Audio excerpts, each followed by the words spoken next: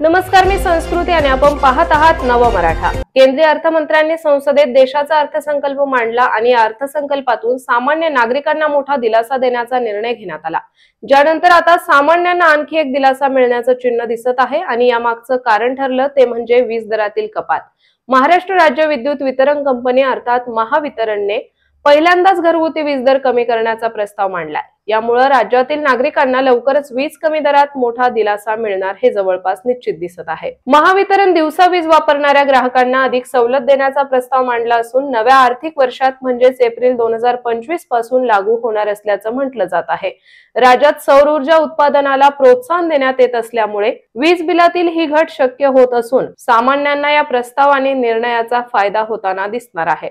तसेच महावितरणच्या अधिकाऱ्यांकडून मिळालेल्या माहितीनुसार एप्रिल महिन्यापासून वीज दरात प्रति युनिट 80 पैसे ते 1 रुपया इतकी कपात होऊ शकते।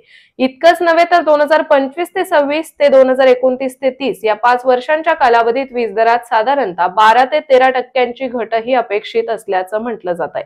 त्यामुळे सामान्यांना हा एक मोठा दिलासा ठरणार असून ऐन उन्हाळ्याच्या दिवसातच ही प्राथमिक घट होत असल्यामुळे यंदा वीज बिल नागरिकांना घाम फोडणार नाही असंच म्हणावं लागेल। याशिवाय महावितरणच्या माहितीनुसार 100हून कमी युनिट वीज वापरणाऱ्या ग्राहकांना वीज बिलात 5.14 रुपयांवरून 2.20 रुपयांची घट लागू होऊ शकते।